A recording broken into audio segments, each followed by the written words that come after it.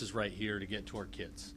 I can't say enough to parents at home to scare you about the dangers that are out there. There are sick people out there, and they're using these social media applications to find their ways into your homes, to reach out to your kids. They're deceptive. They lure them in. They prey upon them. They try to set up meetings. They ask for photos. And we're not going to tolerate that. We're going to hold these people accountable. So today we're announcing that we have filed, as of last night, a lawsuit against Snapchat based on the dangerous practices that they have in operating their company. Last year, it was a priority of the legislature.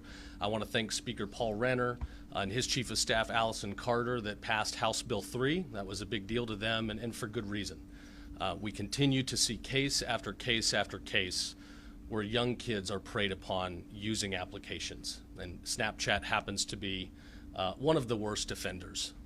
Just recently, as Rita can tell you, we were tracking a registered sex offender who for months was online pretending to be other people, seducing young people into sending photographs. House Bill 3 added protections where young teenagers and kids are not allowed to have access to these social media applications. People that are 15 or 16 can have access so long as there's parental permission and that parents have the opportunity to engage in various controls and opportunities to track and know what their kids are doing. And again, this is a decision for parents, but I encourage everybody at home, please pay attention. Know what your kids are doing on the devices and understand the risks, the dangers that are out there.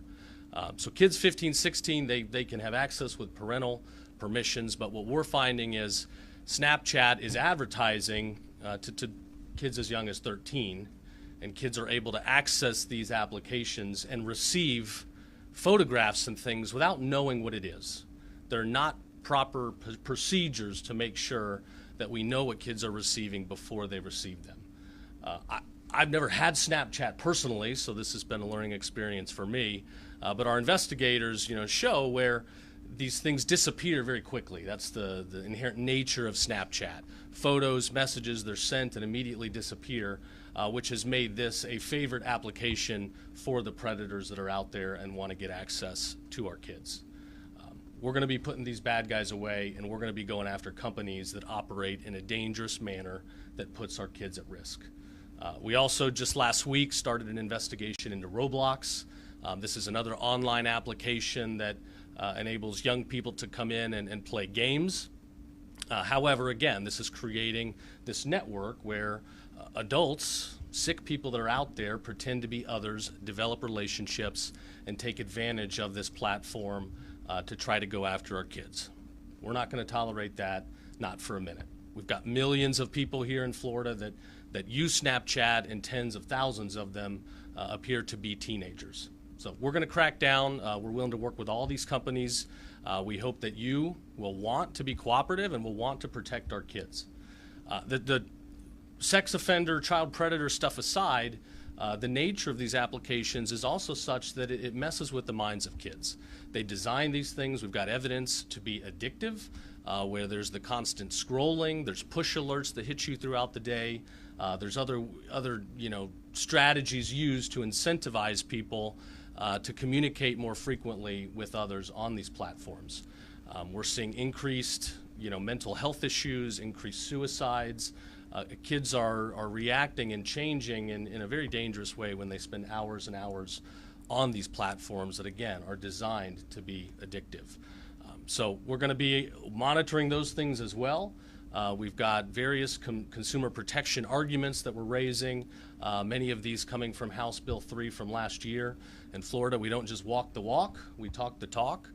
So I was glad to see our legislature pass this important bill to protect our kids, and we're here to follow up with enforcement here today. So I appreciate you being here. I appreciate our statewide prosecutors for the wonderful work they do to fight to keep our state safe, strong, and free. So with that, I will turn it over to Rita. We're getting to do this quite a bit now. I know. Thank you, General. I am very thankful to be part of a team that puts the protection of our children first and foremost in the state. I've been prosecuting sex crimes and child exploitation for approximately 26 years, and I have seen the face of prosecution change dramatically. With the advent of technology, I've had to learn new and different ways that our individuals who are trying to prey on our children are going to target them, but social media has brought it to a whole different level. Apps like Snapchat give these predators an opportunity to go almost undetected to gain access to our children, and it provides a challenge for prosecutors, but we're here to meet that challenge. Children who have access to these applications are not being sufficiently protected by these applications and by these companies. In fact, some of them don't even work very well with law enforcement when we actually try to get assistance in protecting these children, to the point that they inform these predators that we are seeking information through subpoenas or search warrants. So they put up roadblocks for us to get the protection for our children. But in addition to the passion that this office has for protecting our children and the most vulnerable in the state and in trying to carry that mission out, I'm speaking as a mother of a now adult but was a teenager who grew up in the advent of social media for teenagers. And I was not immune to the challenges that poses for parents these days. My daughter came to me several times when she was approached online in the social media apps with unwanted solicitations and unwanted photographs that no 14 or 15-year-old should ever have to see. We quickly learned how to protect her, and I prosecute these cases. And we made her account private, had a very long discussion with her, and blocked these users. But I had to do that. I had to take that proactive step. The social media apps didn't assist, even if I sent them the message. So it is something that is lacking, and I am very thankful that our Attorney General is moving forward to protect our children and taking our mission that far, and also that we are going to stand strong as prosecutors and take this challenge on and hold these people accountable. Thank you. Thanks, Rita. Paige, you want to say something? Just here to support. Okay. All right. Very good. Monica, please come Thank up. you. Thank you so much for what this office is doing. I am a mother of 6, currently of 3 teenagers, and then 10, 7, and 3, and I deal every day with social media. Not only that, with my organization, I rescue women and children of sex crimes, and the women that we've rescued were the children who were taken advantage. One woman I rescued 8 years ago, her father sold her on Craigslist. So it disgusts me. It disgusts me what we deal with. My teenage boy constantly wants to download Snapchat. I'm fighting with them. It's an addiction, and they make it that way. And just like she fights hard, I fight hard to work for it. Well, what about this regular mom and dad that don't know? Or you read the terms and it looks like they're safe. It took the office 3 months to reply, but a parent contacts them. What are they going to do? As parents, I appreciate living in Florida. We don't mess with our kids in Florida. That's all I can say. But it's important to protect our kids. It's important to come against these companies that want to continue to say they protect our kids, but then allow predators to extort them. You realize since 2021, 20 male teenagers have taken their life because of sextortion. One teenage boy in a good family, within a few days, was extorted, and within 24 hours, took his own life. This is not okay. And we're going to do our part as parents, but our hands are tied. That's why we need things like this. So I think it's important what we're doing. And parents, your kids' privacy is earned. It's not. Check their phones, check what's going on, and talk to them, because you think your kid's okay. You think this isn't going to happen to them. But in the privacy of their rooms at night, and don't even let your kids have their phones at night, okay? Take them at 10 and put them in your room. I mean, these things are so important. You don't understand. These statistics are real. And it's not that your kid is not okay or not a good kid. It's that these predators are out there, and it happens in minutes when they get on these apps. So protect your children, know what's going on, and just thank you again for all that you're doing. So yeah, we're not going to let people cash in on our kids. We're going to stand in the way. We're going to protect them. This lawsuit is just the beginning. We'll be looking at all the various applications that are out there and making sure that companies are operating responsibly and that they are taking every measure necessary, not just to comply with House Bill 3, but to make sure they're protecting kids every which way they can from the harmful predators that are out there. As we've been working on this, we've been talking to parents up and down the state, And as people start to pay attention, they come forward and they bring us the messages. And it's sickening what you see with your own eyes, the very sophisticated efforts that these people go through to, drop the guard down to the kids and to develop a friendship. And again, they're oftentimes pretending to be other young people. They're using photos that are not their real photos.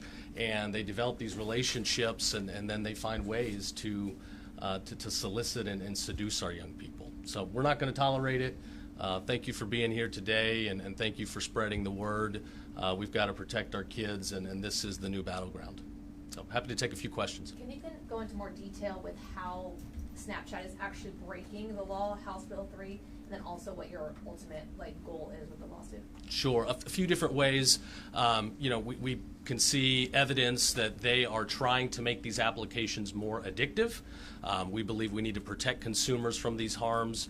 They have an obligation under House Bill 3 to make sure that kids below a certain age threshold do not have access to the platforms at all. I don't see any reason why a 12 or 13-year-old should be accessing these applications. There's no good to come from it at that low age of development where you're not prepared for what's out there. Older teenagers, again, have rights under the law, but it's got to be at parental consent. A parent has to be involved, has to affirmatively approve this access, and ultimately must have access to some of the protocols and tracking and things that some of the companies are trying to put forward, and I do appreciate those efforts. And those guardrails aren't in place, is what you're saying? Correct.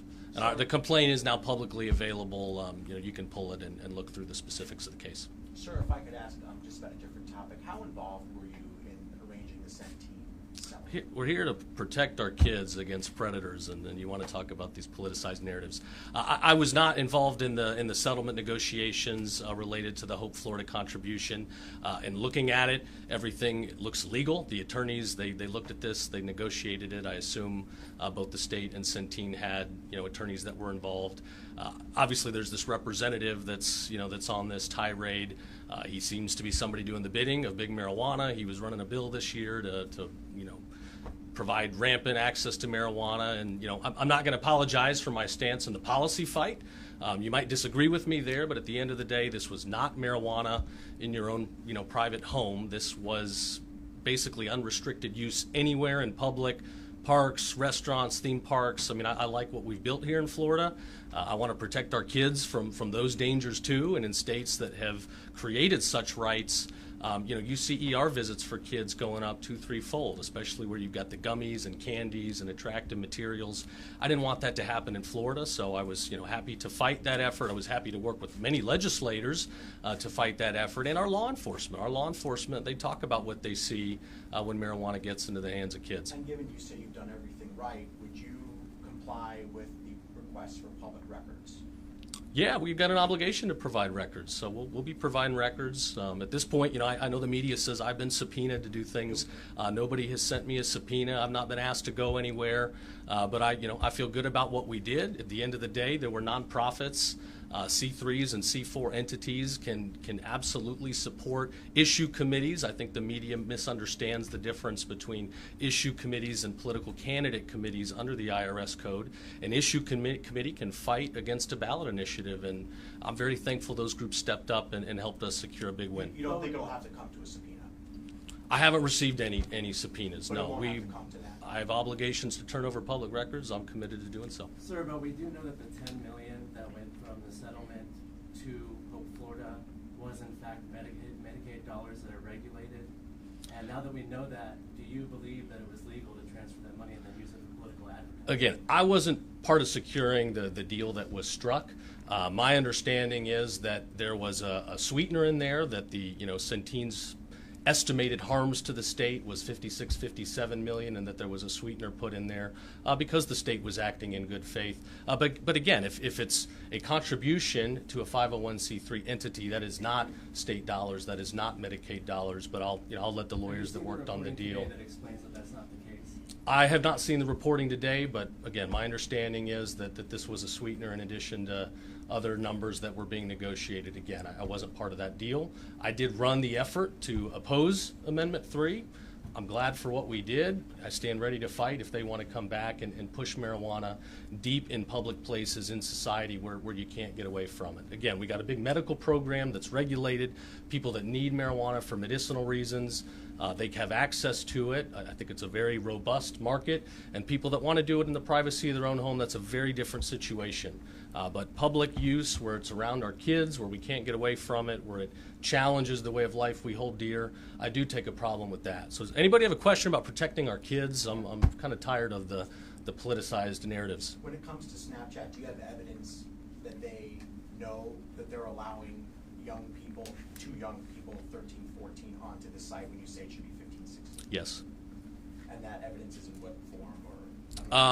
We've got tons of evidence and witness testimonies. We've got a robust record that will come out during this case. And again, I directed you to take a look at the complaint that's been drafted that I think will be eye-opening for you. Is there anything new with the FSU suspect? Do you know if he is out of the hospital yet, and about any charges that could come about?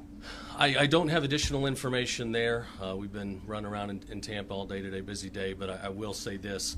After watching some of the security footage there at the campus, I can't say enough good things about the campus police that responded. Those guys were heroes. To get there in 60, 90 seconds, in a matter of minutes after gunshots are fired, that's something you see in the movies, but it's not easy to actually respond that quickly in real life. Those guys deserve a lot of praise. I think they saved many lives that day. Are you going after Snapchat to shut down or to just put the proper guardrails in place? Well, I want proper guardrails in place, most certainly. I think there will be some damages for the conduct. And I'll echo again, we're not just trying to go after companies to go after companies. If people are willing to work with us, I understand we're at a new era and technology's everywhere, and there are a lot of uses to it. I mean, it helps me to have technology to keep in touch with a lot of friends. But if there's knowledge that it's allowing predators to come in, and again, I think Snapchat is unique in that the disappearing element, incentivizes predators to come in where it's tough to keep a traced record. But we've got an evidentiary record that we feel very strongly, supports that Snapchat has violated the law, and we want to hold them accountable. Do you know how many child victims there are in the state of Florida because of Snapchat, or how many people would be? I don't have a solid number on that right now, but it's not insignificant. Do you have anything to offer to parents? What should parents do? What can they look out for? What advice can you offer to parents, across all the social media platforms? What Sure. can they do to kind of help their kids navigate this? Well, the first thing is communicate. You got to be real with your kid and let them know there are dangerous people out there. If somebody is trying to message you and you don't know who that person is, you don't have a preset friendship. It's not a kid from school. It's not a family member. It's just a stranger out there. You have to assume the worst. You don't know who that person is. You don't know if their identity that they're putting forth is accurate, and you have no idea what agendas they have. And that goes for some of these video game and other websites as well. Research the parental controls that are available. Some of these sites are doing a good job of allowing parents the opportunity to track where they can see everything their kids are doing, to prevent their kids from being able to receive messages from people that aren't already in a core network. There are protocols and controls that are out there. Parents should look into those, and then they should make sure that they are using them wherever possible. Parents should also, make the tough decision, is this the right age for my kid to have access to this application? And I've got a 5-year-old. When I say no to her, she doesn't like it. I imagine that's not going to change as she gets older. But some of those conversations need to be had, and sometimes being a parent means frustrating your kid. But pay attention, be engaged, and get up to speed on the tools you have at your disposal. All right. Thanks, everybody. Appreciate it.